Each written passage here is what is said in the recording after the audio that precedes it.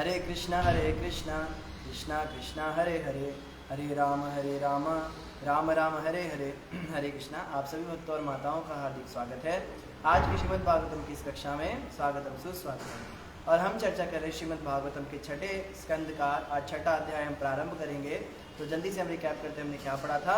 हम पढ़ रहे थे दक्ष प्रजापति किस प्रकार से नारद मुनि को बहुत उल्टा सीधा बोल रहे थे, क्योंकि नारद मुनि ने उनके दूसरे वाले जो बच्चे एक साथ हुए थे हरियश्व के बाद में सबलश्व हुए थे, उनको भी ब्रह्मचारी बना दिया और उन सभी को भगवत प्राप्ति करा दी। तो दक्ष प्रजापति अपना आपा खो गए, वो और अधिक कंट्रोल नहीं कर पाए इस बात को कि उनका वंश विस्तार का जो सपना था वो सपना ही रह गया। तो पुत्रों से तो वंश विस्तार हुआ नहीं। अब हम कन्याओं के विषय में पढ़ेंगे, दक्ष प्रजापति की कन्याओं ने किस प्रकार से फिर आगे वंश विस्तार किया। तो आइए इसी श्रृंखला में आज हम पढ़ेंगे श्रीमद् भागवतम स्कंद 6 अध्याय 6 श्लोक संख्या 1 6.6.1। तो इस छठे अध्याय का नाम है दक्ष की कन्याओं का वंश। तो पहली बात तो ये समझनी है, जो लोग कहते हैं कि सनातन धर्म में या हिंदू धर्म में स्त्रियों को इतना महत्व नहीं दिया गया, क्योंकि राजाओं के नाम होते हैं, भाई ये राजा हुए, इनके बाद उनके पुत्र ये हुए, उनके पुत्र ये हुए, फिर वो राजा हुए, फिर उनके पुत्र हुए। मतलब पुत्रों का ही वर्णन आता है, पुत्रियों का कोई वर्णन नहीं आता क्या? स्त्रियों का वर्णन नहीं। तो ऐसा नहीं है। ये बातें हमें सुनाई गई विधर्मियों के द्वारा, ताकि हम अपने धर्म से द्वेष करने लगे, हमारा अपने धर्म से एक विद्रोह की भावना हो। खास तौर पर महिलाओं को, स्त्रियों को अवश्य जानना चाहिए कि सनातन धर्म में कहीं भी भेदभाव नहीं किया गया, क्योंकि सनातन धर्म सबको आत्मा करके मानता है। एक धर्म है जिसमें स्त्रियों में माना जाता है उसमें रूह ही नहीं होती, केवल आदमियों में रूह होती है, औरतों में रूह ही नहीं होती। तो उस धर्म की हम बात नहीं करेंगे। हो सकता है वहां से देख देख कर हमने सीखा हो कि शायद हमारे धर्म में भी ऐसा हो, पर ऐसा नहीं। हमारे सनातन धर्म में स्त्रियों के विवंश का पूरा विस्तार मिलता है। और आज हम पढ़ेंगे दक्ष की कन्याओं का वंश कैसे आगे बढ़ा। श्री शुक उवाचा, सुखदेव गोस्वामी ने कहा, हे राजन, तदनंतर ब्रह्मा जी की प्रार्थना पर प्रजापति दक्ष ने, जिन्हें प्राचेतस कहा जाता है, अपनी पत्नी असिकनी के गर्भ से 60 कन्याएं उत्पन्न की। तो वास्तव में ये दक्ष प्रजापति हैं, क्योंकि ये संतान उत्पन्न करने में बड़े दक्ष हैं। पहले इन्होंने 10,000 पुत्र किए, फिर 1,000 पुत्र किए, अब इन्होंने 60 कन्याएं एक साथ उत्पन्न की। सभी कन्याएं अपने पिता को अत्यधिक स्नेह करती थी। ये सारी जो बच्चियां हुई थी दक्ष प्रजापति को, ये सारी ही कन्याएं उनसे बड़ा प्रेम करती थी। स्वाभाविक रूप से भी हम देखते हैं कि जो कन्याएं होती हैं उनका अपने पिता से बड़ा प्रेम, बड़ा स्नेह होता है, और पुत्रों का अपनी माता से अधिक स्नेह होता है, ये देखा जाता है। तो दक्ष की कन्याएं भी जो हैं ये भी बड़ा प्रेम करती थी अपने पिताजी से। आजकल कहते हैं ना पापा की परी तो ये 60 परियां जो हैं दक्ष प्रजापति ने उत्पन्न की। उन्होंने धर्मराज यमराज को 10, कश्यप को 13, चंद्रमा को 27 तथा अंगिरा, कृशाश्व एवं भूत को 2-2 कन्याएं दान स्वरूप दे दी। शेष 4 कन्याएं कश्यप को दे दी गई। इस प्रकार कश्यप को कुल 17 कन्याएं प्राप्त हो गई। तो कन्या दान के विषय में बताया जाता है शास्त्रों में कि कन्या का दान किया जाता है। तो कई बार कन्याएं जो है बुरा मान जाती, कहती हमारा दान हो रहा है, हम कोई वस्तु है क्या, हम कोई चीज है कि हमारा दान हो रहा है। तो देखो, कन्या दान का मतलब ये नहीं होता कि हम कोई वस्तु दान कर रहे हैं। दान का अर्थ होता है जिसकी पहले मैं रखवाली करता था, उसकी रखवाली अब कोई और करेगा। तो मैं अगर अपने घर से, जैसे गौ दान होता है, गौ माता का दान होता है, या कन्या का दान होता है, तो अभी तक मैं इसकी रखवाली करता था, ये मेरे अंडर में थी। अंडर में मतलब कि मेरी टेक केयर में थी, और अब से आपकी जिम्मेदारी है कि आप इनका ध्यान रखिएगा। तो स्त्रियों को कभी भी स्वतंत्र रहने के लिए शास्त्रों में मना किया गया है, क्योंकि स्त्री शरीर जो है वो वैसे ही इतना आकर्षक होता है, और कामी पुरुष जो है वो तो ताक में होते हैं कि उन्हें कोई अकेली स्त्री मिल जाए। आजकल की स्त्रियां भले ही कह दें हम जूडो कराटे सीख लेंगे या हम पुलिस में भर्ती हो जाएंगे तो शायद हम अपनी रक्षा कर सकते हैं, लेकिन अगर हम लॉजिकली देखें और हम प्रैक्टिकली देखें तो पुरुष की जो शारीरिक क्षमता होती है वो स्त्रियों से अधिक होती है। वो हर जगह आप देख सकते हो कि रेलवे के डब्बे में भी हम देखते हैं कि बच्चे जो हैं अधिकतर पुरुषों ने पकड़े होते हैं, जब चढ़ाना होता है स्त्रियां नहीं चढ़ पाती। तो बहुत सारे और भी कारण हैं। मानसिक रूप से स्त्रियां अधिक बलवान होती है, बलवती होती हैं, ये भी एक फैक्ट है। तो स्त्रियां जो स्वतंत्र रूप से विचरण करना चाहती है समाज में, उन्हें हमेशा खतरा रहता है। और अधिकतर स्त्रियों ने इस बात का अनुभव भी किया है कि जब वो अकेले विचरण करती हैं तो उन्हें बहुत कुछ सहन करना पड़ता है जो उनको अच्छा नहीं लगता। तो इसी प्रकार से मनोवैज्ञानिकों, जो हमारे धार्मिक वैदिक मनोवैज्ञानिक हुए, उन्होंने ये सुझाव दिया है कि स्त्री जो है हमेशा किसी के साथ रहे, किसी पुरुष के साथ रहे, ताकि वो उसकी रक्षा कर सके। इसका मतलब ये नहीं कि 24 घंटे पुरुष को लेकर घूमे अपने साथ। कहने का मतलब कोई व्यक्ति हो जो उसकी जिम्मेदारी लेके रखे। तो हमने क्या देखा कि स्त्रियां जो हैं उनका दान नहीं, कन्या का दान बताया गया है। आजकल के लोग स्त्री दान कर रहे हैं। कन्या तब तक होती है जब तक उसका मासिक धर्म प्रारंभ नहीं हुआ है। मासिक धर्म के प्रारंभ होने के बाद वो स्त्री बन जाती है। तो कन्या का दान जो है विवाह की जो प्रौढ़ अवस्था है उससे पहले हो जाना चाहिए। विवाह संस्कार होने के बाद भी कन्या अपने पिता के घर में ही रहती थी, और जब वो बड़ी हो जाती थी और पुरुष भी बड़ा हो जाता था तब वो जो है उसको लेने के लिए आता था और वो घर चली जाती थी। तो इस प्रकार से बाल विवाह जो है वास्तविक में इस प्रकार से हुआ करता था कि विवाह हो गया लेकिन दोनों अलग अलग रहते थे। इसके फायदे क्या थे? इसके फायदे ये थे कि इन दोनों को पता है कि हमारा कोई पति है, हमारी कोई पत्नी है, और उसके विषय में ये पूछते थे, जानते थे, कभी कभी मिलने भी जाते थे। तो कम से कम एक के प्रति इनका मन आकृष्ट रहता था। आज के समय पे क्या हो रहा है, बाल विवाह तो समाप्त हो गया लेकिन उस उम्र के बच्चे के सब काम करना बंद कर दिए। अब वही पति पत्नी वाला कॉन्सेप्ट गर्लफ्रेंड बॉयफ्रेंड पे रह गया। और गर्लफ्रेंड बॉयफ्रेंड करने वाले जो लोग होते हैं ये जिम्मेदारी किसी की नहीं लेते। ये बस कुछ समय किसी के साथ, कुछ समय किसी के साथ, व्यभिचार फैल गया समाज के अंदर। तो बाल विवाह से एक हमें फायदा ये था कि व्यभिचार नहीं होता था पहले, कि कभी भी ऑब्वियसली अब कोई स्त्री अगर शादीशुदा है तो वो समझती है कि अपने पति के विषय में उसकी क्या विचारधाराएं होती है, या कोई पुरुष है उसकी शादी हो चुकी है तो उसकी भी अपनी पत्नी के प्रति एक कमिटमेंट होता है कि चलो वो मेरी पत्नी है, मैं और किसी के प्रति कुछ ऐसा गलत भाव ना रखूं। तो जिस उम्र में ये सारी बातें आनी शुरू होती है मन के अंदर, उसी उम्र में शादी करा दी जाती थी। आज उस उम्र में शादी नहीं कराई जाती, लेकिन फिर भी उस उम्र में जो है ये बच्चे इस प्रकार के हरकतें करते हैं। तो बाल विवाह जो है ऑब्वियसली जो बन गया था बाद में वो गलत था, लेकिन जो वैदिक तरीके से बताया गया है, ये शास्त्रों के अंदर कोई गलत चीज नहीं बताई गई, ये बिल्कुल सही था। तो कन्या अवस्था में ही दक्ष प्रजापति ने अपनी 60 कन्याओं का दान इस प्रकार से अलग अलग देवताओं को किया। अब मुझसे इन समस्त कन्याओं तथा उनके वंशजों के नाम सुनो जिनसे ये तीनों लोग पूरित हैं। तो अब सुखदेव गोस्वामी कह रहे हैं मैं आपको आगे बताता हूं इन कन्याओं ने कैसे कैसे संतानें उत्पन्न की जिससे कि पूरा संसार भर गया। पुत्र तो कुछ काम नहीं आए, पुत्र तो ब्रह्मचारी बन गए, पुत्रियों ने फिर आगे वंश विस्तार चलाया। क्या बता रहे हैं? यमराज को प्रदत्त 10 कन्याओं के नाम थे भानु, लंबा, ककुद, यामी, विश्वा, साध्या, मरुत्वती, वसु, मुहूर्ता तथा संकल्पा। अब उनके पुत्रों के नाम सुनो। तो किसी को ये ना लगे अरे शास्त्र तो सब मनोकल्पित कहानियां हैं, माइथोलॉजी, हिंदू माइथोलॉजीज हैं, पता नहीं किसने देखा दक्ष को, किसने देखा। अरे अगर माइथोलॉजी होती, मनगढ़ंत होता तो इतने सारे नाम तो पहले सोचने पड़ते ऋषि मुनियों को। फिर जो अलग अलग ग्रंथों में अलग अलग कथाएं बनाते हैं कि वो दक्ष की पुत्री ऐसे गई, उसको फिर उनसे आके रेफरेंस लेना पड़ता, भाई आपने अपनी कहानी में क्या नाम रखा उसका, मैं उस हिसाब से अंदर करूं। और अगर कोई मान लो एक समय पे बैठ के सब बनाते भी ना, तो इतने सारे हजारों शास्त्र एक साथ बन ही ना पाते, उनको कई साल लग जाते बनने में, कई पीढ़ियां लग जाती। तो ये बिल्कुल मनगढ़ंत बात नहीं है, क्योंकि यहाँ पे जिन पुत्रों का नाम दिया जाएगा, आप किसी भी दूसरे अन्य शास्त्र में कोई कथा सुनोगे तो वहां पर भी आपको यही नाम मिलेगा। शास्त्र जो है ये माइथोलॉजी नहीं है, not according to Hindu mythologies but according to Hindu Vedic science. हाँ, वेदा या वैदिक साइंस या philosophy, according to Hindu philosophy आप कह सकते हो, हिंदू हिस्ट्री कह सकते हो, बट हिंदू माइथोलॉजी शब्द जो है ये बोलना छोड़ दीजिए आप सभी।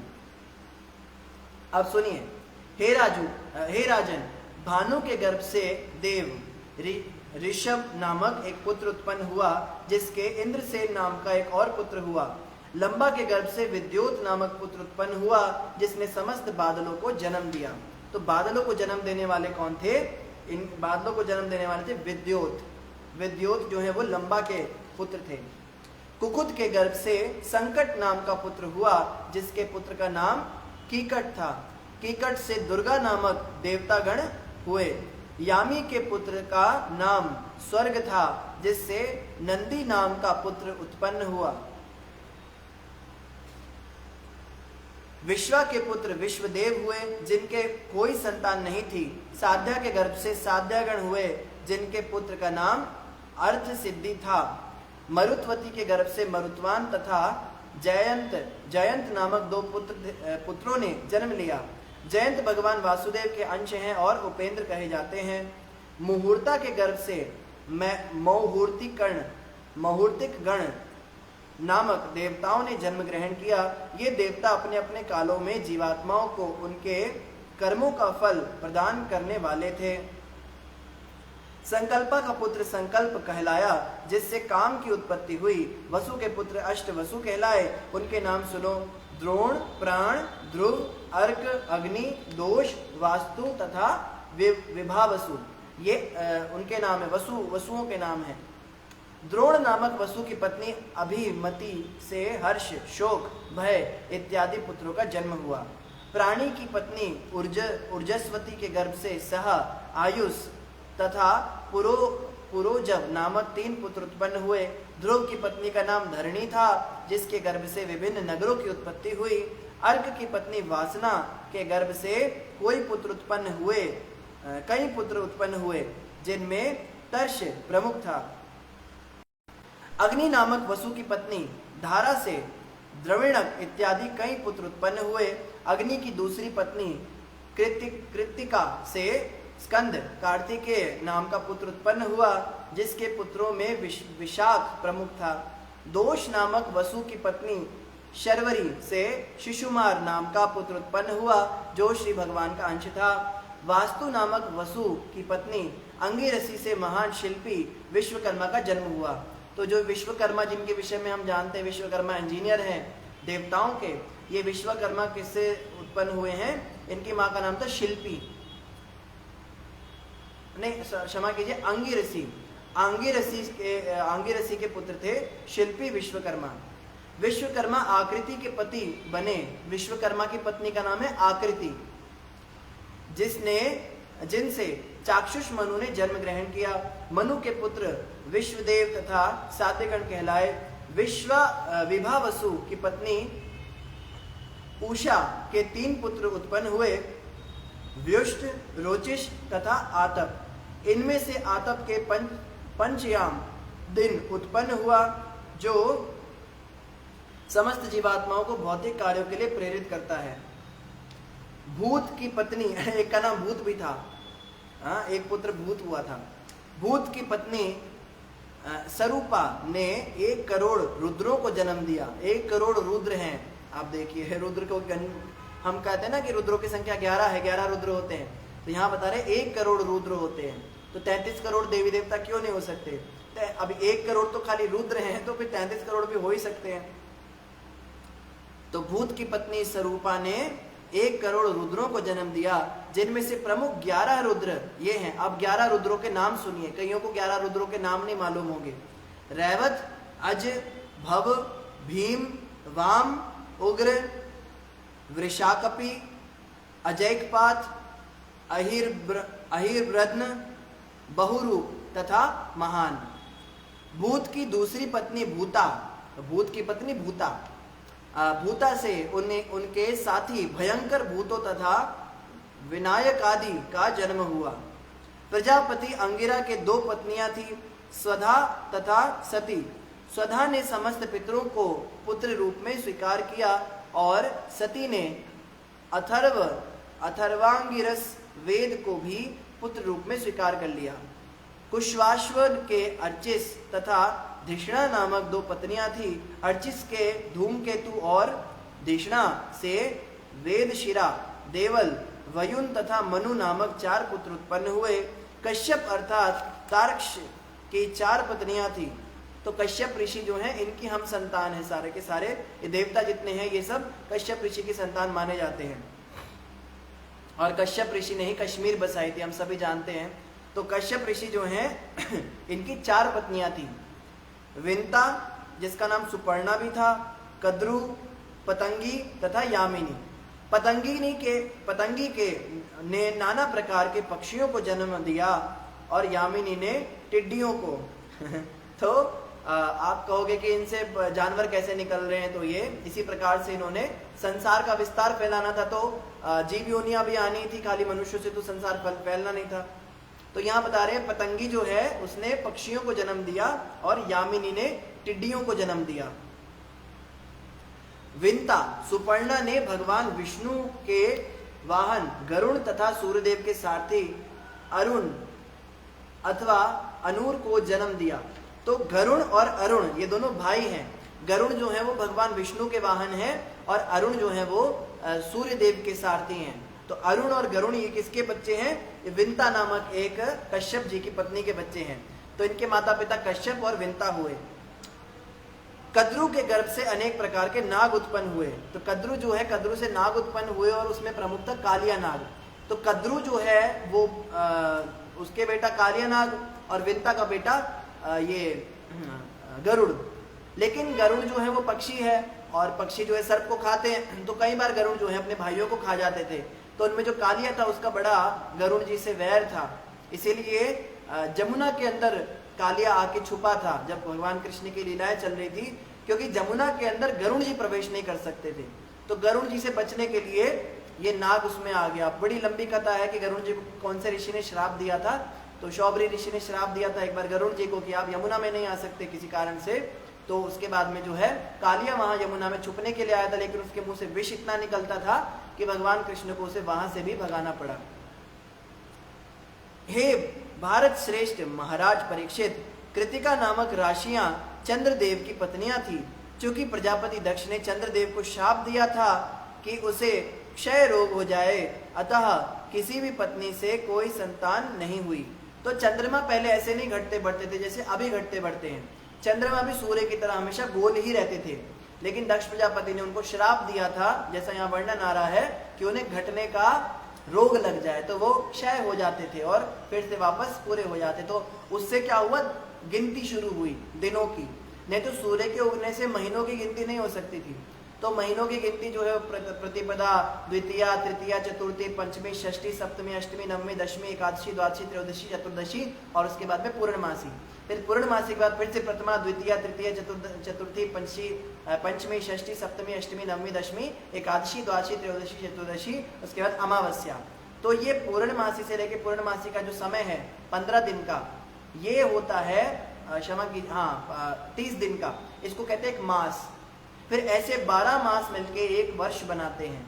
और सूर्य को जो है पूरा घूमने में, कहना चाहिए पृथ्वी को पूरा सूर्य का चक्कर लगाने में एक वर्ष की अवधि मिलती है। तो हमारे जो कैलेंडर हैं, हमारे जो ज्योतिष कैलेंडर हैं, जो वैदिक कैलेंडर इसको कहना चाहिए, हिंदू कैलेंडर, वो चंद्रमा और सूर्य देव की चाल के हिसाब से बनाए गए हैं। मतलब बड़े नेचर के साथ कनेक्ट हैं। जबकि वेस्टर्न कैलेंडर अगर हम देखते हैं, इंग्लिश कैलेंडर, वो बस मन की धारणाओं से बनाए गए। मान लीजिए आज 4 तारीख मान ली गई, तो सारी दुनिया में उनको बताना पड़ेगा कि भाई आज 4 तारीख है। और अगर कोई कहे मैं नहीं मानता, कोई देश मान लो कह दे कि हम मानते हैं आज 6 तारीख है, हम 4 नहीं मानेंगे, तो उनके पास कोई लॉजिक नहीं है कि आपको 4 ही माननी पड़ेगी। आपको 4 इसलिए माननी क्योंकि हमने मानी हुई है, बाकी उस तारीख का कोई मतलब, उसका कोई एग्जिस्टेंस नहीं है। लेकिन सनातन धर्म के अंदर अगर हम आज कहें कि आज पंचमी तिथि है पौष मास की, और आज जो है ये चल रहा है कृष्ण पक्ष चल रहा है या शुक्ल पक्ष चल रहा है, तो वो चंद्रमा के आधार पर है। तो पूरी दुनिया के अंदर जो भी चंद्रमा को देखेगा, उसकी चाल को देखेगा, तो वही पक्ष और वही तिथि को मानना ही पड़ेगा, क्योंकि वही है। समझ रहे हैं? तो एक्चुअली में तिथियां जो हैं ये, और यहाँ तक बताया गया जो मास होते हैं, जैसे भाद्रपद होता है या फिर श्रावण मास होता है, कार्तिक मास होता है, इनके अपने स्वरूप होते हैं, इनके अपने देवता होते हैं। जैसे कार्तिक मास एक व्यक्ति का नाम है, अधिक मास एक व्यक्ति का नाम है, आषाढ़ मास एक व्यक्ति का नाम है, एक देवता है जिनके नाम पे वो महीना है, वो देवता आकर जो है उस महीने के अधिष्ठाता देव बनते, उनकी पूजा होती है।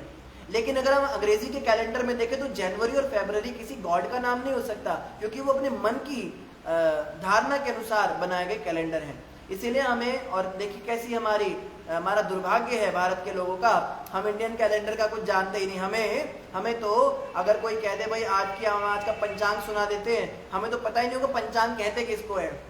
है ना।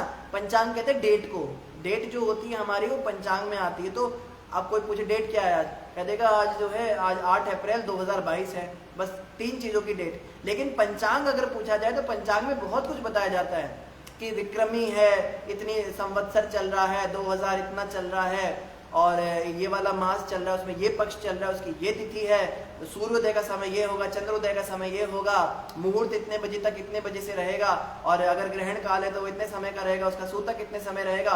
बहुत ज्यादा डिटेल में हमें समझाया जाता है। और हम इस इंडियन कल्चर को समाप्त करके वेस्टर्न कल्चर की ओर भाग रहे हैं। हमसे बड़ा मूर्ख कौन होगा? कोई नहीं होगा, ज्यादा मत सोचिए। तो आगे क्या कह रहे हैं, तत्पश्चात चंद्रदेव ने प्रजापति को विनीत वचनों के द्वारा प्रसन्न करके रुग्णावस्था के क्षीण तथा क्षीण हुए प्रकाश को फिर से प्राप्त कर लिया, किंतु तो भी उनके कोई संतान नहीं हुई। तो चंद्रमा ने माफी मांगी, भाई प्रजापति आपने मुझे क्षीण कर दिया, मेरा तेज समाप्त हो गया, मैं भी समाप्त हो गया, अब मुझे दोबारा से चमकीला करो, मेरी शक्तियां वापस दो। तो शक्ति प्रकाश मिल गया, लेकिन फिर भी कोई संतान हो नहीं पाई। चंद्रमा कृष्ण पक्ष में अपना प्रकाश खो देता है, किंतु शुक्ल पक्ष में उसे पुनः प्राप्त कर लेता है। तो 2 पक्ष होते हैं एक महीने के अंदर, मास के अंदर 2 पक्ष होते हैं। जैसे हम अगर अंग्रेजी का महीना मानते हैं तो अंग्रेजी के महीने में 1 2 3 4 5 6 7 8 करके 30 या 31 तक डेट्स होती हैं। लेकिन अगर हम हिंदी कैलेंडर की बात करते हैं तो उसमें क्या होता है, अगर कोई मास चल रहा है तो उसमें प्रथमा द्वितीय तृतीया करके 14 तारीख होती हैं, और 15वें दिन क्या होता है, अमावस्या लग जाती है। अमावस्या मतलब चांद दिख नहीं रहा है। फिर अगले दिन से फिर से प्रतिपदा शुरू हो जाती है। 17 तारीख नहीं होती हमारे यहाँ, 16 तारीख नहीं होती, 14 तारीख तक होता है। 14 के बाद में अमावस्या, फिर पहली तारीख शुरू हो जाती है। लेकिन ये जो पहली तारीख है इसका पक्ष बदल जाता है, यानी कि ये जो पहले 15 दिन थे चंद्रमा के घटने के, जो 15 दिन थे पूर्णमासी से और अमावस्या तक, यानी फुल मून से न्यू मून तक, पूरे चंद्रमा से बिना चंद्रमा तक, ये 15 दिन जो हैं इनको कहते हैं कृष्ण पक्ष, क्योंकि इसमें चंद्रमा घट रहा है। कृष्ण का एक मतलब काला भी होता है संस्कृत में, तो काला हो रहा है चंद्रमा, इसलिए कृष्ण पक्ष। और जब वो काले से गोरा होता है, ये कहना चाहिए कि उसका प्रकाश बढ़ता है, तो वो जो 15 दिन की तिथियां होती हैं उसको कहते हैं शुक्ल पक्ष। तो 15 दिन शुक्ल कृष्ण पक्ष के, 15 दिन शुक्ल पक्ष के, ये पूर्णमासी से पूर्णमासी तक इसको कहते हैं एक मास हो गया। पूर्णमासी शब्द का मतलब ही होता है पूर्णमासी, मास पूरा हो गया, ये महीना पूरा हो गया। तो पूर्णमासी मतलब अब 1 महीना पूरा हो गया, अब अगली पूर्णमासी को एक और जो है मास पूर्ण हो जाएगा। तो पूर्णमासी से पूर्णमासी तक जो महीना होता है उसमें 2 पक्ष होते हैं, पहले कृष्ण पक्ष और फिर शुक्ल पक्ष होता है। इस प्रकार से वो बढ़ता है। तो यहाँ पे वही वर्णन आ रहा है कि चंद्रमा ने घटना और बढ़ना शुरू कर दिया। हे राजा परीक्षित, अब मुझसे कश्यप की पत्नियों के नाम सुनो, जिनके गर्भ से इस समस्त ब्रह्मांड के प्राणी उत्पन्न हुए। तो मेन कश्यप ऋषि का रोल अधिक रहा है इसमें। कश्यप ऋषि ने सबसे अधिक संतान उत्पन्न की है सारे संसार में। जो वास्तव में जनसंख्या बढ़ाई थी वो कश्यप ऋषि ने बढ़ाई थी। वे लगभग समस्त ब्रह्मांड के सचराचर की माताएं हैं और उनके नामों को सुनना शुभ है। तो यहां बता रहे हैं कि जिनके नाम भी बताए जा रहे हैं उनको सुनना बड़ा शुभ है। आप में से कोई सोच सकता है ये क्या, आज तो बस नाम ही नाम गिने जा रहे हैं, इसका बेटा ये हुआ, उसकी बेटी, हमें याद तो रहना नहीं, कुछ तो हम पढ़ क्यों रहे हैं। तो यहाँ पे क्या बताया जा रहा है, शुभदेव गोस्वामी कह रहे हैं इनके नाम सुनने मात्र से ये शुभ होते हैं, मंगलकारी होते हैं। इनको सुनने मात्र से हमें कुछ आध्यात्मिक ऊर्जाएं मिलती हैं, तो इसलिए इनको, इनके नामों को जरूर सुनना चाहिए। और हम जीवन में एक ही बार सुनेंगे, मुझे नहीं लगता दोबारा कभी सुनने का हमें मौका मिलेगा। इतना डिटेल में ना तो कोई भागवत पढ़ता है ना कोई सुनता है। तो ध्यान से सुनिए इनके नाम क्या थे। उनके नाम है अदिति, दिति, धनु, काष्टा, अरिष्टा, सुरसा, इला, मुनि, क्रोधवशा, ताम्रा, सुरभि, शर्मा तथा तिमी। तिमी के गर्भ से समस्त जलचर उत्पन्न हुए और शर्मा से सिंह तथा बाघ जैसे क्रूर पशु उत्पन्न हुए।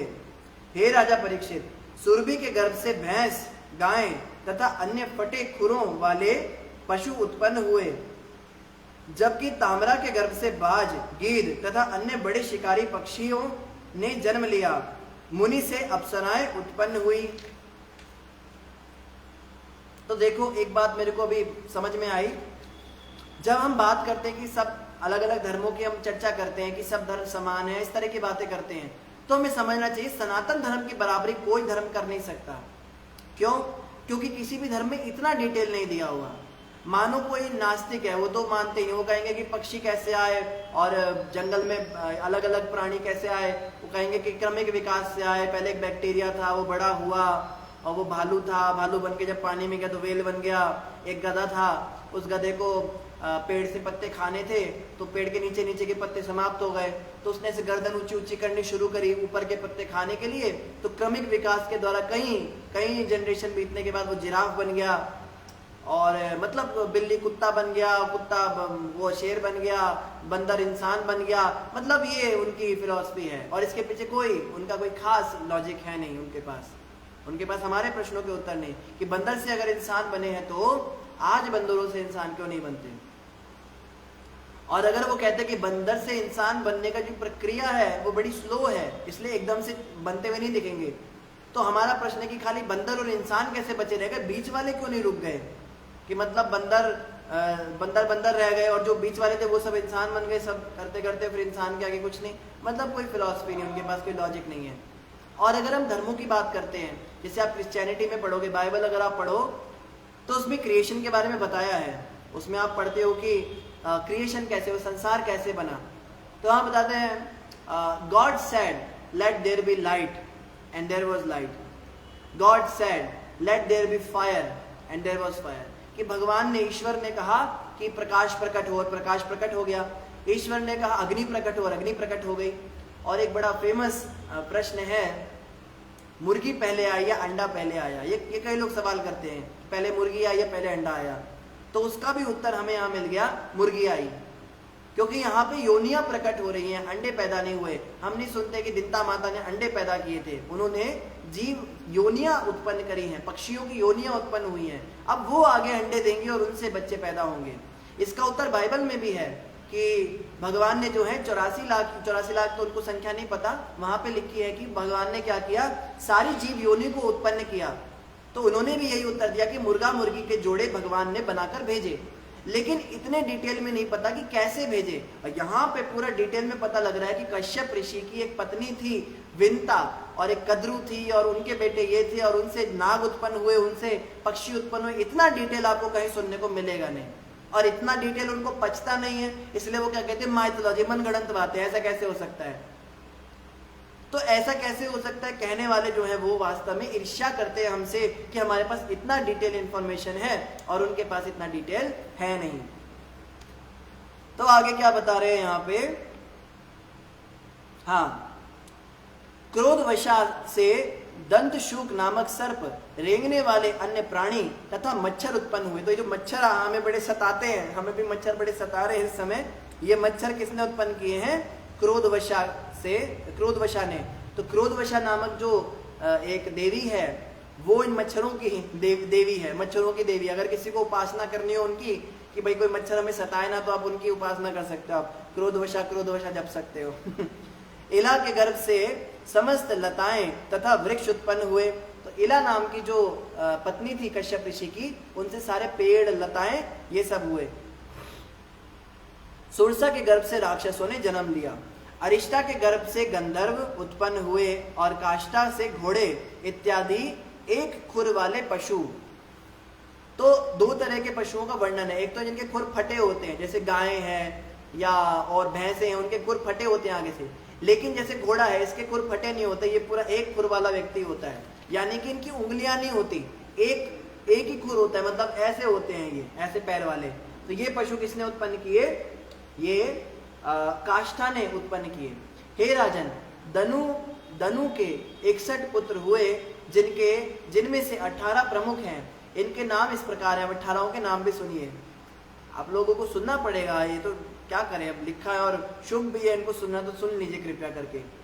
इनके नाम है द्विमूर्धा, शंबर, अरिष्ट, हयग्रीव, विभावसु, अयोमुख, शंकुशिरा, सौरभानु, कपिल, अरुण, पुलोमा, वृषपर्वा, एक चक्र, अनुतापन, धूम्रकेश, विरूपाक्ष, विप्रचित्ति, तथा दुर्जय। स्वरभानु की कन्या सुप्रभा से नमुची ने विवाह किया।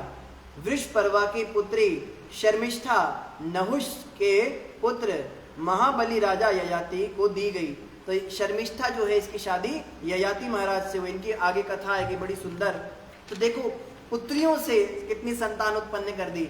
दक्ष प्रजापति जो है वो बड़े एक्सपर्ट थे, दक्ष थे। 61 कन्याओं से उन्होंने पूरा ब्रह्मांड भर दिया।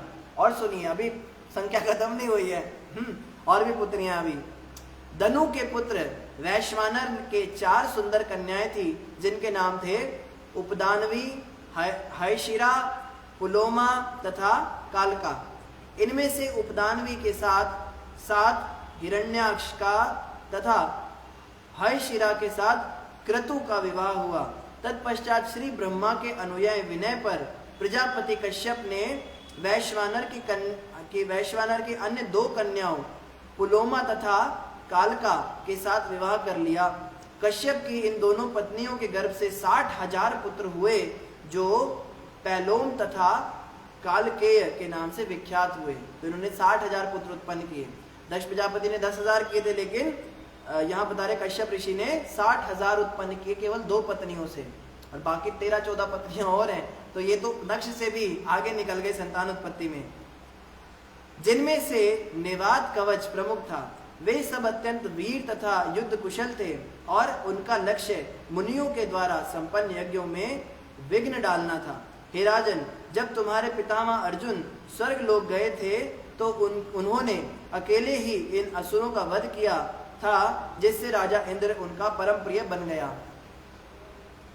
विप्रचित्ति को अपनी पत्नी सिंहिका से 100 पुत्र प्राप्त हुए, जिनमें राहु सबसे ज्येष्ठ था और अन्य 100 केतु थे। तो राहु 1 है और केतुओं की संख्या 100 है, यानी राहु 1 होता है और केतु 100 होते हैं। इन सबों को प्रभावशाली ग्रहों लोकों में स्थान प्राप्त हुआ। अब सुनो, मैं अदिति की वंश परंपरा का तिथि क्रमानुसार वर्णन कर रहा हूं। इस वंश में पूर्ण पुरुषोत्तम भगवान नारायण ने स्वांश रूप में अवतार लिया। अदिति के पुत्रों के नाम इस प्रकार हैं। अदिति जो है देवताओं की माँ, जिनके पुत्रों को आदित्य भी कहा जाता है। तो देवताओं की माँ अदिति जो है, इनके कितने पुत्र हैं? विवस्वान, विवस्वान जो है सूर्य देव का नाम है। अर्यमा, अर्यमा भी एक देवता है। पूषा, त्वष्टा, सविता, भग, धाता, विधाता, वरुण, मित्र, शत्रु तथा उरुक्रम। तो यहाँ पे सविता नाम एक पुरुष का भी दिया हुआ है। तो अगर आपका कोई बेटा, उसका नाम भी सविता रख सकते हैं और विधाता रख सकते हो, वरुण रख सकते हो। देखो इतने सारे नाम हमें मिले शास्त्रों में रखने के लिए, फिर भी हम ये डियन, जियन, अयन, मयन और मायरा, कायरा, तायरा, समायरा, फमायरा, अलमायरा, ऐसे अजीब अजीब से नाम आजकल रखते लोग। वैदिक शास्त्रों के अनुसार नाम नहीं रखते। इन नामों का कोई अर्थ नहीं होता। कोई उन बच्चों से पूछे तुम्हारे नाम का मतलब क्या है, हमसे कोई पूछता था, हम बताते थे इसका ये मतलब है। उनके नाम का कोई मतलब ही नहीं। जिसके नाम का ही कोई मतलब नहीं है, तो उसके जीवन का क्या मतलब है? उसके जीवन का कोई उद्देश्य नहीं होगा। वो बेमतलब जीवन जी रहा है, कोई उद्देश्य नहीं। तो ऐसे अजीब अजीब नाम नहीं रखने। हमें शास्त्रों में बहुत सारे नाम मिल जाते हैं। सूर्यदेव विवस्वान की भाग्यवती पत्नी संज्ञा से श्राद्ध देव मनु तथा यमराज और यमुना नदी यमी का जोड़ा उत्पन्न हुआ। तब यमी ने घोड़ी का रूप धारण करके इस पृथ्वी पर विचरण करते हुए अश्विनी कुमारों को जन्म दिया। अश्विनी कुमार जो हैं ये यमी के पुत्र हैं, जिनको यमुना भी कहते हैं। यमुना नदी के बेटे हैं अश्विनी कुमार। सूर्य की अन्य पत्नी छाया से, तो सूर्य की 2 पत्नियां थी, संध्या और छाया। छाया से शनैश्चर यानी शनि देव जो बने आगे चल के, शनैश्चर तथा सावर्णी मनु नामक 2 पुत्र तथा तप्ती नामक एक पुत्री उत्पन्न हुई, जिसने संवरण के साथ विवाह कर लिया। अर्यमा की पत्नी मृतिका की कुक्षी से कई विद्वान पुत्र उत्पन्न हुए। श्री ब्रह्मा ने उन्हीं में से मनुष्य की जातियों की सृष्टि की, जो आत्म निरीक्षण की प्रवृत्ति में संपन्न है। तो बताया जा रहा है अर्यमा और उनकी पत्नी मृतिका, इनसे मनुष्य उत्पन्न हो रहे हैं आगे। पूषा के कोई संतान नहीं हुई। जब भगवान शिव दक्ष पर क्रुद्ध हुए, तो पूषा दांत निकालकर हंस रहा था अतः उसके दांत जाते रहे और तब से वह पिसा हुआ अन्न खाकर जीवन निर्वाह करता रहा। तो पूषा जो है, हमने पहले कथा सुनी थी, जब दक्ष प्रजापति की सभा में माता सती ने देह त्याग किया था, तो वहां पे पूषा हंस रहे थे, ऐसे करके दांत दिखा रहे थे। तो उस दांत को दिखाने से क्या हुआ, नंदी ने उनको श्राप दिया और उनके दांत ही गिर गए। तब से वो ये सत्तू पीते हैं। सत्तू कहते हैं पिसे हुए अन्न को पानी में घोलकर जो पीते हैं उसको सत्तू कहते हैं। बिहार में बहुत पिया जाता है, हमने भी पिया, बड़ा अच्छा होता है, गर्मियों में बड़ा अच्छा होता है सत्तू। जौ का सत्तू आता है और चने का आता है। तो ये जो है पूषा की डाइट है ये। दैत्यों की पुत्री रचना प्रजापति त्वष्टा की पत्नी बनी।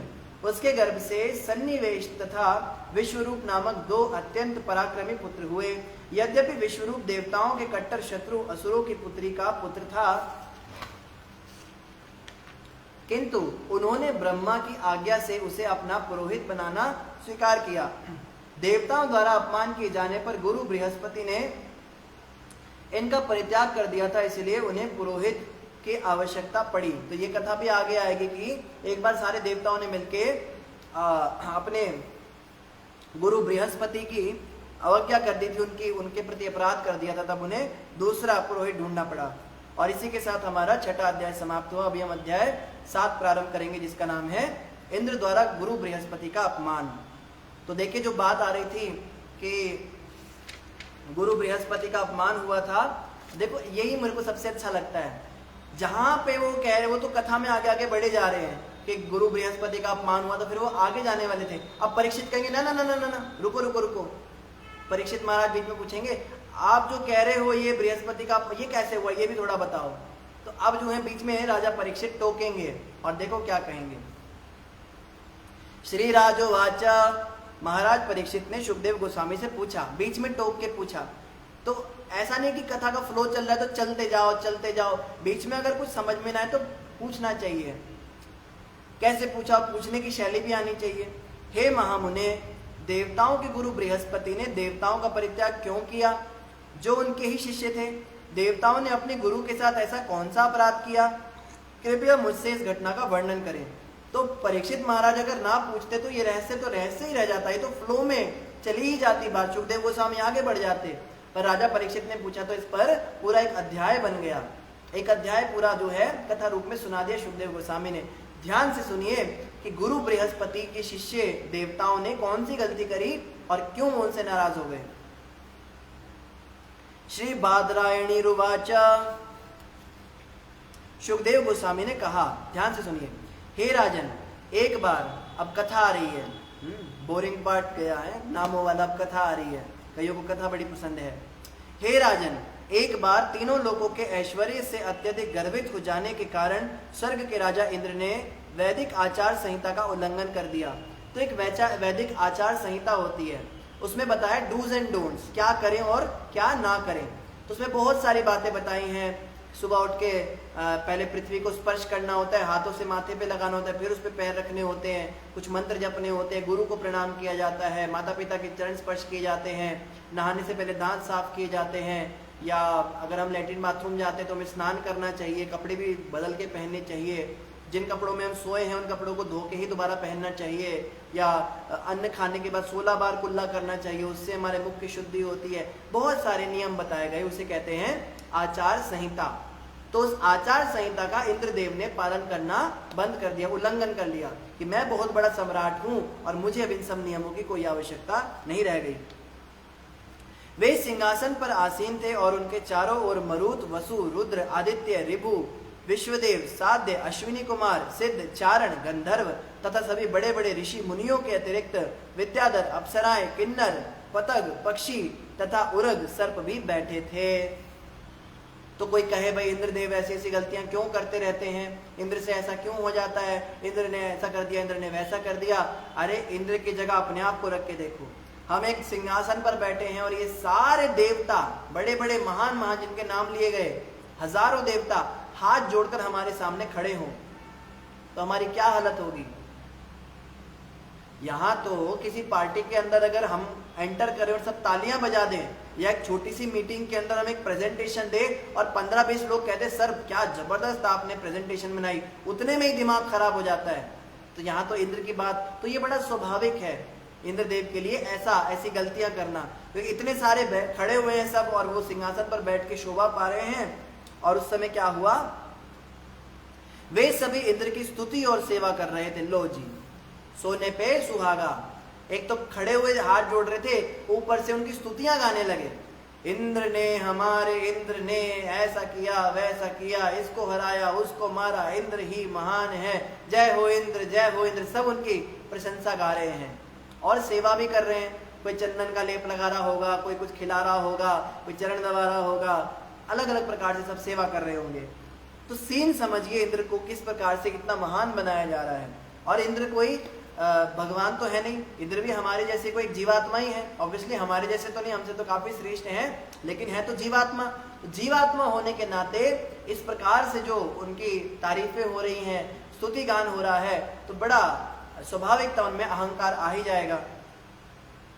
वे सभी इंद्र की स्तुति और सेवा कर रहे थे और अप्सराएं तथा गंधर्व नृत्य कर रहे थे और अपने मधुर वाद्य यंत्रों के साथ गायन कर रहे थे। अप्सराएं नाच रही थी और ये गंधर्व गा रहे थे। इंद्र के सर पर पूर्ण चंद्रमा के समान तेजवान श्वेत छत्र तना था। किसी ने छाता भी पकड़ा हुआ था सर के ऊपर। चमर झला जा रहा था और समस्त राजसी ठाट बाट सजा रखा था। कोई इधर से चमर डुला रहा है, कोई मोर पंख कर रहा है। और क्या हुआ, इंद्र अपनी अर्धांगिनी शची देवी सहित सिंहासन पर बैठे थे। तभी उस सभा में परम साधु बृहस्पति का प्रवेश हुआ। तो इंद्र अकेले नहीं, अपनी पत्नी के साथ बैठे थे। तो जब कोई पुरुष अपनी पत्नी के साथ बैठता है तो वो और अधिक शोभायमान हो जाता है। उसकी पत्नी के आने से वो और अधिक शोभायमान हो जाता है। जैसे हम देखते हैं कभी 4 5 6 लड़कों का ग्रुप होता है, सब हा हा ही चल रहा होता है, एक दूसरे की बेइज्जती करते हैं। लेकिन जैसे किसी की पत्नी आ जाती है तो सब सीरियस हो जाते हैं कि अब इसकी पत्नी आ गई भी, इसके सामने इसको कुछ नहीं बोलना है, इज्जत करो, इनकी रिस्पेक्ट करो। तो स्त्री के आने से जो इज्जत है, जो रिस्पेक्ट है, वो और अधिक बढ़ जाती है। और ऐसी स्थिति में क्या हुआ, बृहस्पति जी का आगमन हो गया। उस सभा में बृहस्पति जी पधार गए। सर्वश्रेष्ठ साधु बृहस्पति इंद्र समेत सभी देवताओं के गुरु थे और देवताओं तथा असुरों के द्वारा समान रूप से सम्मानित थे।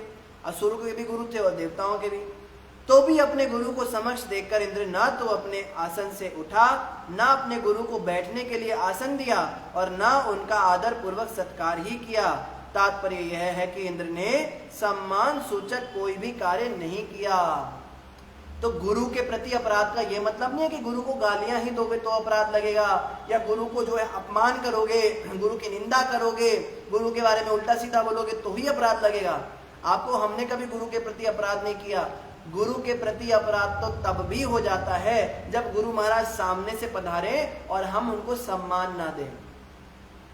अपने आसन से उठ जाना चाहिए। यहां तक कि व्यास आसन, व्यास गद्दी, व्यास पीठ को पता है सबसे ऊंचा, उस पर जो बैठा है वो साक्षात व्यास है। उसको किसी के लिए खड़े होने की आवश्यकता नहीं, भारत का प्रधानमंत्री क्यों ना आ जाए। लेकिन अगर उसका गुरु सामने हो तो व्यास पीठ से भी उठ जाना चाहिए। ये नियम है, ये मर्यादा है गुरु की। गुरु का स्थान भगवान से भी ऊपर होता है। लेकिन इंद्र ने क्या किया, ना तो उनकी स्तुति गाई, ना उनको सम्मान किया, ना उठे, ना उनको आने के लिए आगमन दिया, ना आसन दिया, तो अपराध हो गया। बृहस्पति को सब कुछ ज्ञात था कि भविष्य में क्या होने वाला है। इंद्र द्वारा सारे शिष्टाचार का उल्लंघन देखकर वे पूरी तरह समझ गए कि इंद्र ऐश्वर्य के मद में फूल उठा है। वे चाहते तो इंद्र को श्राप दे सकते थे, किंतु उन्होंने ऐसा नहीं किया। वे उस सभा से निकलकर चुपचाप अपने घर चले आए। देखो, उन्होंने कहा कुछ नहीं, आए और चले गए। लेकिन इतने में ही इंद्र को अपराध लग जाएगा। बृहस्पति ने श्राप भी नहीं दिया इंद्र को, चाहते तो श्राप देते। गुरु जो हैं वो जब डांटते हैं तो इसमें शिष्य का कल्याण होता है। अगर श्राप दे देते तो अच्छा रहता, क्योंकि गुरु का शिष्य के ऊपर अधिकार होता है। और शिष्य अगर कभी अपने आप को बहुत बड़ा ज्ञानी, बहुत बड़ा, कई बार ऐसा होता है कि शिष्य सोचता है मैं गुरु से भी आगे निकल गया, तो ऐसे में गुरु जो है उसको श्राप देते, जैसे डांट देते हैं या उसकी शक्तियां छीन लेते हैं। जिस मंदिर में उसको मठाधीश बना रखा उससे बाहर निकाल देते हैं, या दूसरे शिष्यों को बोलते हैं इसका बहिष्कार करो, इसको मेरे पास लाओ, मुर्गा बना देते हैं, डांटते, मारते हैं, कई बार थप्पड़ लगा देते हैं। गुरु का ये कार्य है शिष्य का सुधार करना। लेकिन प्रश्न उठता है कि बृहस्पति जी ने इंद्र का सुधार क्यों नहीं किया? क्या उन्हें इतना क्रोध आ गया कि उन्होंने सीधा उसको छोड़ ही दिया उसके हाल पर, या उसका परित्याग कर दिया? गुरु इतने दयालु होते हैं, किसी भी स्थिति में शिष्य का परित्याग नहीं करते। ये सबसे महान गुण है गुरु का। इसीलिए हम कभी गुरु की बराबरी कर भी नहीं सकते। हमें तो कोई 2-4 शब्द बोल दे, वही दिल में घूमती रहती है बात, उसने मुझे ऐसा बोला था, उसने मुझे ऐसा बोला था। कितना सोचते हैं उसको निकाले उन बातों को, पर निकलती नहीं है। और 20 साल भी बीत जाए तो भी उस व्यक्ति का चेहरा देखकर हमें वो बात याद आ जाती है, इसने मेरे बारे में ऐसा कहा था। लेकिन गुरु इतने क्षमाशील होते हैं, इतने दयावान होते हैं, वो कभी सोचते ही नहीं कि मेरे प्रति कोई अपराध हुआ है। हाँ, गुरु को सम्मान की जरूरत नहीं है। बृहस्पति को कोई इंद्र का, ये नहीं कि इंद्र के ना खड़े होने से बृहस्पति का सम्मान कम हो गया। इंद्र के ना खड़े होने से इंद्र को पाप लग रहा था, इंद्र को अपराध लग रहा था। इसीलिए बृहस्पति का उन्हें श्राप देना ये इसलिए था कि इंद्र का सुधार हो, इसमें अपना कुछ नहीं। गुरु अगर कभी हमें डांटे ना तो इसका ये मतलब नहीं है कि गुरु हमसे कुछ कराना चाहते हैं या गुरु अपना सुपीरियरिटी दिखाना चाहते हैं, मैं बड़ा हूं तुमसे। गुरु इसलिए करते हैं कि हमें अपराध ना लग जाए। मैंने कई बार देखा, कोई शिष्य आता है महाराज जी से मिलने, बस ऐसे कर देता है महाराज जी को। तो महाराज जी ने बोला ऐसे क्या कर रहे, नीचे झुक, पूरा प्रणाम कर। तो वो ऐसे हल्का हल्का प्रणाम कर, दंडवत प्रणाम कर। गुरु को कैसे प्रणाम होता है, तो उनको पूरा प्रणाम करवाते हैं। तो जब नए नए हम आए थे तो ऑब्वियसली हमें तो थोड़ा बहुत पता ही था, लेकिन कोई नया व्यक्ति नया नया आए तो वो कहेगा ये देखो इन गुरु को, इनको अपना प्रणाम कराने के पीछे कितने पागल हैं ये, इनको सम्मान की कितनी लालसा है, मेरा शिष्य मुझे प्रणाम नहीं कर रहा है। लेकिन वो इसलिए नहीं कहते, प्रणाम ना करने से शिष्य को अपराध लगेगा, इसलिए गुरु उसको जबरदस्ती प्रणाम करवाते हैं। तो ये सारी जो चीजें हैं ये गुरु की दया है, गुरु की डांट। और जिस शिष्य को डांट पड़ती है ना, वो तो समझे कि वो परम भाग्यशाली है। ये बात कहनी आसान है मेरे लिए भी, लेकिन जब मुझे डांट पड़ती थी गुरुजी से, उस समय मुझे ये फिलॉसफी याद नहीं आती थी। उस समय बस आंखों से आंसू निकल जाते थे कि डांट पड़ गई आज। हम इतनी कोशिश करते रात दिन गुरुजी को प्रसन्न करने की, सब कुछ हमने गुरुजी के लिए त्याग दिया, सब आ गए, पर गुरुजी हमसे नाराज हैं। ये बात सोच सोच के ना मन इतना बुरा हो जाता है। आप इमेजिन कीजिए, आप सारा संसार, माता पिता सबके बातें सुन के, सब कुछ सुन के आए और आप एक व्यक्ति को प्रसन्न करने के लिए आए और वो आपसे प्रसन्न ना हो पा रहे हो। अंदर से कितनी खीज चढ़ती है, क्या करूं इनके लिए, क्या मर जाऊं, क्या करूं। लेकिन वो गुरु ऐसा नहीं कि वो प्रसन्न नहीं है, वो तो शुद्धि कर रहे। अब तो गुरु प्रसन्न हुए हैं। जब शिष्य को डांट पड़नी शुरू हो तब ही गुरु प्रसन्न हुए हैं, क्योंकि गुरु राह चलते हर किसी को नहीं डांट लगाते। गुरु उसी को डांट लगाते हैं जिसको वो चाहते हैं कि ये भगवत प्राप्ति करे। दुनिया जा रही है, दुनिया भर के लोग आते हैं गुरु के पास में, कोई प्रणाम करता है कोई नहीं करता। गुरु हर किसी को थोड़ा ना डांटते हैं, गुरु उसको डांटते हैं जिसके प्रति उनका प्रेम है, जिसके प्रति वो एक भावना रखते हैं कि ये मेरा है, स्वामित्व की भावना, ये मेरा है और मैं इस पे अधिकार जमा सकता हूं, मैं इसको डांट सकता हूं, इस पर मेरा अधिकार है।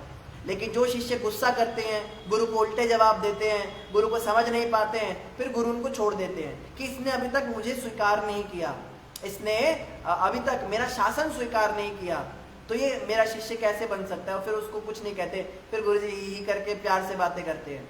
अब हम अपनी एक्सपीरियंस की बात बताएं, हमारे सामने कई बार कोई नए नए शिष्य आते थे या कोई नया व्यक्ति आ जाता था, तो गुरु महाराज उससे बड़े हंस के बातें करते थे। अच्छा ऐसा किया उस मंदिर में, अच्छा हाँ, मजाक करते थे, हंसते थे, कई बार उसकी पीठ पे हाथ भी मार देते थे। कई बार महाराज जी मुक्का मारने में बड़े दक्ष हैं, हमारे से मुक्का मारते पीठ पे, खुशी व्यक्त करते थे, हंसते थे, मजाक करते थे। और जब हम उनके पास जाते थे ऐसे हाथ जोड़ के महाराज जी, तो बहुत सीरियस, बहुत गंभीर, एकदम चेहरा देख के डर लगे आपको, ऐसे गंभीर हो जाते थे। तो मेरे मन में कभी कभी ये भाव आता था कि बाकियों के साथ तो इतना हंसी मजाक करते और हम तो कोई जोक भी सुनाने की हालत में नहीं होते, मेरे तो पैर कांपते थे महाराज जी के आगे, इतने सीरियस हो जाते थे। लेकिन बाद में समझ में आया कि उन लोगों के साथ गुरुजी इसलिए ऐसे हो रहे हैं कि वो लोग अभी संसार में फंसे हुए हैं, उन्होंने गुरु को अपना माना ही नहीं। तो ये हंसना बोलना, इससे उनका सुधार नहीं होगा, इससे बस खाली एक रिलेशन बनेगा कि हाँ इनके पास आना चाहिए, ये अच्छे व्यक्ति हैं। लेकिन हम उनको स्वीकार कर चुके गुरु रूप में, तो हमारे साथ अब रिलेशन बनाने वाला काम जरूरी ही नहीं है, रिलेशन तो बन चुका। अब हमारी शुद्धि होगी, हमारे को जो है हमारा शुद्धिकरण होगा। जैसे एक घड़ा होता है, जब कच्ची मिट्टी होती है तो बड़े प्रेम से उसको हाथ लगाते हैं, बड़े प्रेम से उसको बनाते हैं, है ना। लेकिन जो घड़ा धूप में सूख चुका है उसको भट्टी में डाल दिया जाता है और तपाया जाता है उसको अग्नि में। अब जो कुम्हार है वो एक ही है, लेकिन एक घड़े को भट्टी में डाल रहे हैं और भट्टी वाला घड़ा देखे उसको तो इतने प्यार से ऐसे हाथ से ऐसे कर रहे हैं। तो वो कच्चा घड़ा है और मैं पक्का घड़ा हो रहा हूं, इसलिए मेरे साथ गुरु ऐसा व्यवहार करते हैं। तो इसलिए गुरु कभी आपको डांट दे या कभी आपको बिना गलती के डांट देते, कई बार कितनी बार हमारी डांट बिना गलती के पड़ जाती थी, गलती किसी और भक्त की होती थी और गुरुजी के सामने आप बोल नहीं सकते। एक बार किसी भक्त ने कुछ कर दिया तो गुरुजी ने मुझे बुलाया, ये क्या, ये कैसे टूटा है, किसने तोड़ा है? महाराज जी उसने ऐसे, तू क्या कर रहा था वहां खड़ा हुआ, तू उसको बचा नहीं सकता था? मैं महाराज जी मैं थोड़ी देर बाद आया था। हाँ तो देर बाद क्यों आया था? तेरे को मैंने जिम्मेदारी दे रखी है। मतलब जितना आप डिफेंड करोगे खुद को उतना ज्यादा डांट पड़ेगी। फिर बाद में हाथ जोड़ के महाराज जी क्षमा कर दीजिए, गलती हो गई। कहते हाँ ठीक है, अगली बार से ध्यान रखना। तो ये गुरु का कार्य है, गलती हो ना हो गुरु का काम है डांटना, शिष्य को शासन करना। शिष्य शब्द जो है वो शासन से निकला, शश धातु से, शासन शब्द से शिष्य शब्द बना है। तो गुरु जी से बड़ी डांट पड़ती है। अभी एक बार क्या हुआ, गुरुजी छड़ी लेकर रखते हैं। हमारे गुरुजी की उम्र काफी हो गई, शारीरिक रूप से अगर देखें, भौतिक रूप से गुरुजी का तो देह आध्यात्मिक होता है। तो वो एक छड़ी लेके चलते हैं, वो तीसरी छड़ी ऐसे ऐसे उसको लेके। तो मंदिर था उधमपुर के अंदर, दर्शन करने थे गुरु महाराज को भगवान के। तो छड़ी जो है उन्होंने ऐसे दीवार पे अटका के रख खड़ी कर दी और जाके भगवान को प्रणाम करने लगे। थोड़ी देर प्रार्थना की, हम सब पीछे खड़े हुए थे। तो मैं नया नया आया था, अभी मेरे को नए नए शिष्यों को बड़ी वो होती है गुरुजी के आगे जाएं, उनको कुछ दिखाएं करके, उनसे कुछ तारीफ हो हमारी। नए शिष्यों को थोड़ी है ना इस तरह से होती है, हमारे अंदर भी थी। तो गुरुजी जब मुड़े तो सीधे चले गए, छड़ी भूल गए। तो चलने के थोड़ी देर बाद गुरुजी को याद आया छड़ी, तो पीछे मुड़ के ऐसे इशारा किया। मैं भागा कि कोई और जाए, उससे पहले मैं छड़ी पकड़ाऊं महाराज जी को, मेरे थोड़ा महाराज जी के नजदीक आ जाऊंगा। तो मैंने क्या किया, छड़ी का जो हैंडल था ना उसी से छड़ी को ऐसे पकड़ लिया।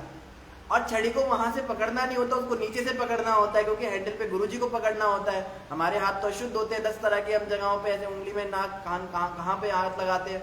मैं छड़ी ऐसे लेके चला गया तो गुरु महाराज मुझे ऐसे करके देखने लगे गुस्से में। तो मैंने कहा गुरुजी ऐसे क्यों देख रहे हैं? मुझे पीछे से किसी सीनियर ने कहा यहाँ से नहीं नीचे से पकड़ते हैं। फिर मैंने वो महाराज जी माफ कर दो। मैंने कहा ये तो काम और बिगड़ गया, हम तो सोचे थे गुरुजी को छड़ी देंगे आशीर्वाद मिलेगा, वो तो और नाराज हो गए। फिर महाराज जी मुझे ऐसे करके देखने लगे। महाराज जी ने डांटा नहीं, क्योंकि वो जानते थे कि अभी नया नया इसको डांट दूंगा तो ये तो रो ही पड़ेगा। उनकी आंखें देखकर ही मैं घबरा गया ऊपर से नीचे तक। फिर मैंने कहा मैं इसको धो के लिया था, साफ करके लिया था। कहते रहने दो अभी लेट हो रहा है, अब दे दो। तो देर भी हो रही थी महाराज जी को। फिर महाराज जी को ऐसी ही छड़ी देनी पड़ी, उन्होंने फिर पकड़ ली और वो आगे चले भी गए। लेकिन मन के अंदर बहुत बुरा लगा कि आज मेरे से अपराध हो गया। ऐसे छोटे छोटे बहुत सारे किस्से वाक्य हो जाते थे। तो इस प्रकार से जो है गुरु का कार्य क्या होता है, शिष्य को डांटना। गुरु जो है शिष्य पर भारी होने चाहिए। गुरु शब्द का एक अर्थ होता है भारी। जो गुरु शिष्य पर भारी नहीं। आजकल के गुरु कैसे होते हैं, शिष्य आज्ञा देते हैं, गुरुजी हम ना प्यार लहसुन नहीं छोड़ पाएंगे, कोई बात नहीं कोई बात नहीं कोई बात नहीं। गुरुजी हम ना आश्रम में तो आएंगे लेकिन साल में एक ही बार, कोई बात नहीं कोई बात नहीं कोई बात नहीं। गुरुजी आप हमें कुछ आज्ञा दीजिए। अब गुरु क्या आज्ञा देगा, सारी आज्ञा तो तुमने दे दी। गुरु कहते कोई नहीं, बस तुम अपने पैसे भिजवाते रहना महीने की, वो बब्बे की फुल कृपा है। ऐसे लोग तो गुरु बन के बैठ गए। इसको कहते हैं रोगिया जो चाहे वैद्या वही फरमाए। रोगिया जैसा चाहे वैद्या वही फरमाए। कि रोगी कहे वैद्य जी मुझे ये वाली दवाई दे दो, पेशेंट डॉक्टर को कहे मुझे ये वाला इंजेक्शन दे दो, और डॉक्टर कहे हाँ ठीक है ये वाला दे देता हूँ। तो ये कोई तरीका है, उसका इलाज होगा क्या? अरे डॉक्टर को पता है पेशेंट को कौन सा इंजेक्शन कब देना है, शिष्य थोड़ा ना गुरु को बताएगा कि हमें क्या चाहिए। गुरु शिष्य को बताते हैं कि उनको क्या करना चाहिए। तो ये अपराध जो है इंद्रदेव से हो गया। और कल हम आगे यहीं से कंटिन्यू करेंगे कि फिर इंद्रदेव ने किस प्रकार से इस अपराध का मोचन किया। अच्छा, एक बात यहां पर आ रही है, बृहस्पति जी ने श्राप क्यों नहीं दिया? इंद्र को श्राप देना चाहिए था ना बृहस्पति जी को। तो इसका उत्तर मैं आप लोगों से जानना चाहता हूं। जब तक हम कमेंट्स पढ़ रहे हैं तब तक आप अपना उत्तर दे सकते हो कि अच्छा गुरु वही होता है जो शिष्य की बातों को गंभीरता पूर्वक ना ले। बृहस्पति जी को चाहिए था कि वो गुस्सा नहीं होते इंद्र से और उसको श्राप दे देते या उस पर गुस्सा कर देते, उसको कुछ उल्टा सीधा बोल देते, इंद्र का सुधार हो जाता। इंद्र का उसकी हिम्मत नहीं थी कुछ शब्द बोलने की, पर बृहस्पति चुपचाप वहां से निकल गए। इसका एक जवाब उनकी विनम्रता भी हो सकता है, पर विनम्रता शिष्य के आगे नहीं दिखाई जाती। गुरु की जो विनम्रता है वो शिष्य के आगे नहीं दिखाई जाती। वहां पर उनको शासन करना चाहिए था और उसको डांटना चाहिए था। लेकिन बृहस्पति ने क्या किया, उसका अपराध दिल पर ले लिया और वो वहां से छोड़कर ही चले गए। ऐसा उन्होंने क्यों किया? क्या उनको सम्मान की इतनी आशा थी? इसका उत्तर आप सब हमें लिखकर बताइए। हम यहाँ पढ़ेंगे आप सभी के जो जो कमेंट्स आएंगे, तो जल्दी से। और भी अगर आप में से किसी का कोई डाउट है, कोई प्रश्न है आज के प्रसंग से, तो अपना क्वेश्चन भी कमेंट पे डाल सकते हैं, हम वो भी अवश्य लेंगे। सरस्वती सेन गुप्ता जी ने महामंत्र लिखा है। करुणा माता जी ने लिखा है, हरे कृष्णा प्रभु जी, शुभ रात्रि, आयुष्मान भव। धन्यवाद माता जी। सरस्वती सेन गुप्ता जी ने लिखा है, प्रभु जी मेरा कोटि कोटि नमन स्वीकार कीजिए, आप भी स्वीकार कीजिए। नवीन जुल्का जी ने हरे कृष्णा राधे कृष्णा लिखा है। करुणा माता जी ने महामंत्र लिखा है। कीर्ति कृष्णा जी ने हरे कृष्णा दंडवत प्रणाम प्रभु जी लिखा है। कीर्ति माता, जब से आपकी सेवा हटी है क्विज वाली, तब से आप लेक्चर सुन पा रहे हो, कम से कम हमारा तो नहीं, मतलब भगवान की कथा सुन पा रहे हो, तो ये बहुत अच्छी बात है। क्योंकि पहले आप सुनते नहीं थे, आपके कमेंट्स नहीं आते थे, हमको पता लग जाता था। तो अच्छा है, सेवाएं रोटेट होती रहनी चाहिए, एक ही व्यक्ति सेवा ना करता रहे। तो आई गेस रोशनी माता और आजकल सुन नहीं पा रही होंगी लेक्चर, उनको पूरा टाइम क्विज बनाने के हिसाब से सुनना पड़ता होगा। बीच बीच में आप रोटेट करते रहिए, किसी एक पर ही पूरा कोई सेवा का भार ना डाला जाए, ताकि हर व्यक्ति को मौका मिल सके, कथा में भी एंजॉय करे, थोड़ा रेलिश करे उसको। और धन्यवाद माता, आप सुन रहे हो। डिम्पल कश्यप जी ने प्रणाम भेजा है, हरे कृष्णा भी लिखा है। अनंत रूप जी ने हरे कृष्णा रुद्र प्रभु धन्यवाद प्रणाम लिखा है। अनंत रूप प्रभु जी, आपका बहुत बहुत स्वागत है श्रीमद् भागवतम की इस कक्षा में। आप कृपया करके रोज इसी प्रकार से हमें आशीर्वाद दीजिए। अब तो आप दीक्षित हो गए हैं, तो आपको तो जो है हम भी धन्यवाद प्रणाम ही बोल सकते हैं, और क्या बोल सकते हैं। गरिमा मेहरा जी ने प्रणाम लिखा है। रजनी कश्यप जी ने हरे कृष्णा लिखा है। कृष्णा एंड वाइस ने लिखा है, thank you Prabhu ji for sharing amazing knowledge with us. Krishna and वाइस जी, धन्यवाद आपका कि आप आते हैं, सुनते हैं। हमें पता है आपको जॉब का कितना प्रेशर रहता है, आजकल आप कितने बिजी रहते हो, पर फिर भी आप समय निकालते हो ये कथा सुनने के लिए भगवान की। तो बहुत बहुत धन्यवाद आपका कि आप आते हो। लता टिक्कू कौल जी ने फ्लावर भेजा है और इग्नोरिंग यू लिखा है। मुझे क्यों इग्नोर कर रहे हो माता आप? करुणा माता जी ने प्रणाम लिखा है। और रीटा राजू गुप्ता जी ने हरे कृष्णा प्रभु जी लिखा है। पूजा संदीप महाजन जी ने हरे कृष्णा लिखा है। भाभीपुरी जी ने हरे कृष्णा लिखा है। काजल शर्मा जी ने हरे कृष्णा लिखा है। कानू थापा जी ने प्रणाम लिखा है। चंदन गुप्ता जी ने जय श्री कृष्णा लिखा है। कमलजीत सिंह जी ने धन्यवाद प्रणाम प्रभु जी लिखा है। कमलजीत सिंह जी, आपका भी आज की भागवतम कक्षा में बहुत बहुत स्वागत है। आपको अगर ठीक लगे तो आप भी अवश्य डेली यहाँ पधारें और इस कथा का आनंद लें। बहुत बहुत धन्यवाद आप आए। कमल किशोर जी ने हरे कृष्णा प्रभु जी फ्रॉम आंचल एंड रचना माता। बहुत दिनों बाद आपका कमेंट आया माताओं, आप कहाँ रह गए थे? आप सभी का भी बहुत बहुत धन्यवाद, आप आए, आपका बड़ा आभार। आप नित्य आने का प्रयास कीजिए। कमलजीत सिंह जी कह रहे हैं, रुद्र प्रभु जी आप इतने तेज हैं, क्यों बोल रहे हो? धीरे बोलो। क्षमा कीजिए, तेज बोलने की हमें आदत तो नहीं, लेकिन समय के हिसाब से थोड़ा, क्योंकि टॉपिक भी कवर करना है। फिर कुछ भक्तों के फ़ोन आ जाते हैं कि आपने जो है 10:30 बजा दिया, हमें सोना होता है ये, तो अब हम क्या करें, हमको कोर्स भी आगे ले जाना ही है, ये टॉपिक पूरा करना था गुरु वाला, इसलिए क्षमा कीजिएगा, थोड़ी तेज़ बोल दिया। अगर आपको समझ ना आया हो तो आप इस वीडियो को दोबारा रिवाइंड करके देख लीजिए, ये हमारी प्रार्थना है। कई बार हमें तेज़ बोलना पड़ता है किसी टॉपिक को पूरा जल्दी खींचने के लिए। जैसे टीचर्स होते हैं ना, वो कोचिंग वाले, वो आखिरी के महीने में फटाफट चैप्टर्स ले जाते हैं, तो बच्चों को सिर के ऊपर से निकलता, समझ कुछ नहीं आता। टीचर बहुत फास्ट पढ़ाते हैं, तो उनको कोर्स पूरा करना है, तो बच्चे जो हैं वो, टीचर कहती है कि क्लास के बाद अगर किसी को समझ में ना आया हो तो अलग से बैठ जाना, मैं अलग से तुमको समझा दूंगी। तो हम भी यही कह सकते हैं कि ये तो वीडियो अपलोड हो जाएगी, आप कृपया करके दोबारा इसको रिवाइंड करके देख लीजिएगा। तो कोई हमारे पास अभी तक कमेंट आया नहीं आपके उत्तर का, अगर आया भी हो तो हमारी स्क्रीन पर नहीं आ पाया, तो हम ही उत्तर दे देते हैं आप सभी को कि गुरु बृहस्पति ने श्राप क्यों नहीं दिया इंद्र को। देखिए, गुरु जो है उसका कार्य है शिष्य का उद्धार करना, शिष्य पर शासन दिखाना, शिष्य का सुधार करना।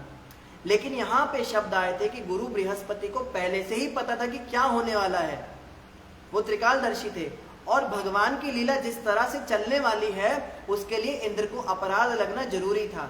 इसीलिए भगवान की इच्छा को पूरा करने के लिए, भगवान की लीला में कोई विघ्न ना पड़े, इसलिए उन्होंने अपराध लिया इंद्र का। इसलिए उन्होंने बुरा जानबूझ के माना कि मैं बुरा मानूं और इसको अपराध लगे, और उसके बाद में ये जो है इसका स्वर्ग का राज्य छिन जाएगा, असुर इस पर अटैक करेंगे, सब कथा आगे आएगी।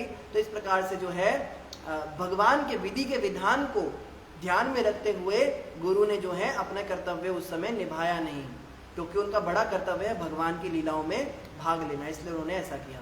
तो जितने भी भक्तों ने हरे कृष्णा दंडवत लिखा, महामंत्र लिखा, उन सभी भक्तों का बहुत बहुत धन्यवाद। आप सभी अंत तक जुड़े रहे, आप सभी का धन्यवाद।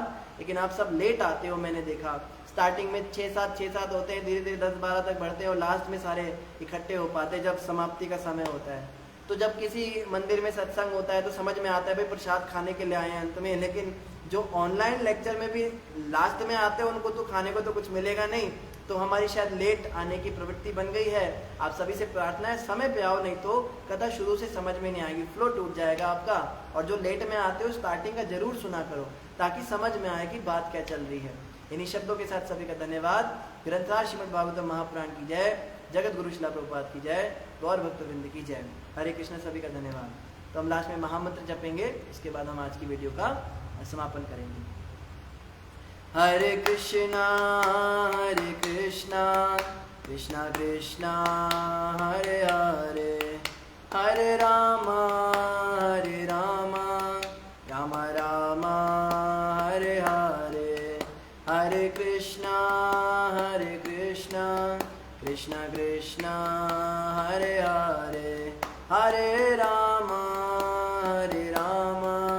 राम राम हरे हरे। सभी का धन्यवाद। हरे कृष्ण।